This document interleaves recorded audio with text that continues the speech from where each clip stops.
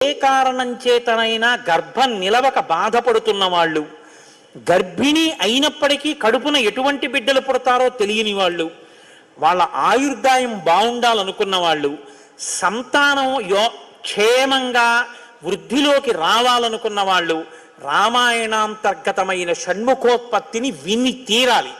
ఇది చెప్పడం కోసమే వాల్మీకి మహర్షి ఫలశ్రుతి చెప్తూ ఓ మాట చెప్పారు.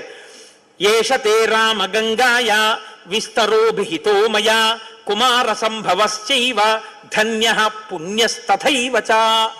ఎవరు ఈ షణ్ముఖోత్పత్తిని శ్రీరామాయణంలో వింటున్నారో వాళ్ళకి ఎటువంటి చిక్కులు ఉన్నా అన్ని చిక్కులు విడిపోయి అపారమైనటువంటి ధన సమృద్ధి కలుగుతుంది.